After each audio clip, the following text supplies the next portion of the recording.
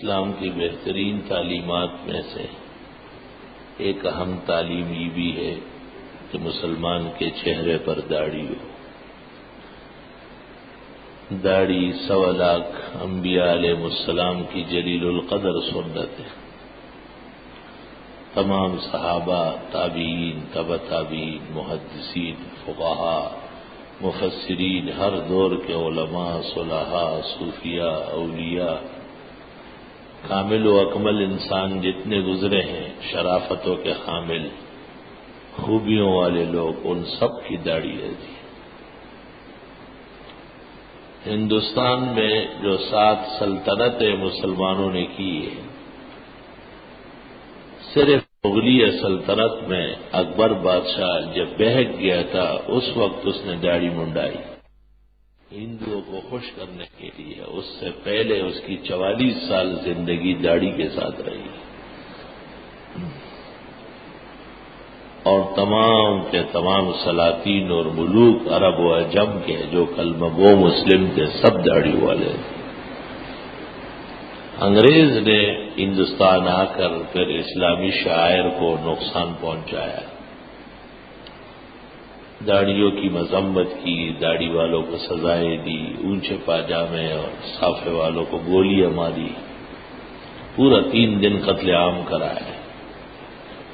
لوگ ڈر گئے. سلطنت کمزور کرنے کے لیے اندیشہ تھا کہ اگر مسلمانوں میں جہادی جوش قائم رہا تو حکومت چھین لیں گے، اور وہ جو ان کو چوٹ لگائی ہے تو اب تک اٹھ نہیں سکتے. اپنے گھروں میں اپنے گھر سے کھاتے ہوئے اپنے کارخانے، فیکٹری اور دکان کے مالک، لیکن داڑھی منڈاتے ہیں.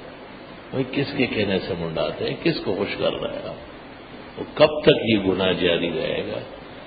کسی گناہ کی کوئی حد تو ہو کہ آدمی ہفتہ میں توبہ کرے، دن میں توبہ کرے. آپ اس کی توبہ کیسے کریں گے؟ صبح آپ نے داڑھی منڈا دی، شام کو موت آ گئی. یہ کون سی موت؟ مجھے حدیث اور فقہ کی نظر میں کوئی بتائے کہ یہ موت سنت کے خلاف ہے یا نہیں.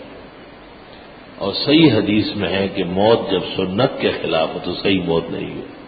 الفاظ تو بہت سخت آئے، میں نرم کر کے کہتا ہوں. اپنے اوپر رحم کرے، اپنے خاندان، اولاد، بھائی، عزیز و اقارب سب کے ساتھ احسان کرے، اور جتنا جلد ہو سکے داڑیاں رکھے. اور جن کی داڑیاں ہیں گنجی پنجی، وہ ذرا انسانوں والی داڑیاں رکھے. نہ ادھر کہہ رہے نہ ادھر کہہ رہے، نہ خدائی ملی نہ وصال صنم، ایسی چند بال چہرے پہ منتشر کرانا.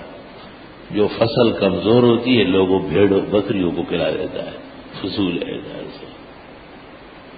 یہ ٹھیک ہے کہ تھوڑی داڑھی بھی مونڈنے سے اچھا ہے، لیکن ایک آدمی روزانہ 2 رکعت سنت پڑھتا ہے، زور کی 4 چھوڑتا ہے. آپ ایک دن تو اس کو گریبان سے پکڑے کہ روزانہ 4 سنتیں کیوں چھوڑ رہے ہیں؟ روز کوئی 3 رکعت مغرب میں 2 پڑھ کے جائے تو یہ کوئی طریقہ ہے کیا؟ جو طریقہ ہمارا ہے اس کے مطابق رہے.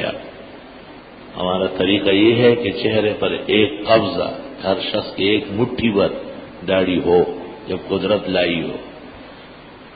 اگر خدا کی طرف سے اس میں کمی کوتاہی ہے، بال پورے نہیں آئے، سر درد جسم ہے، وہ معاف ہے. وہ چند بال، 2-3 بال جو حدیث میں آئے، پوری داڑھی کے حکم میں ہے. ایک تو یہ یاد رکھو کہ داڑھی اسلام کی اجلہ تعلیمات میں سے ہے. دوسرا یہ کہ داڑھی واجب ہے، سنت مؤکدہ ہے.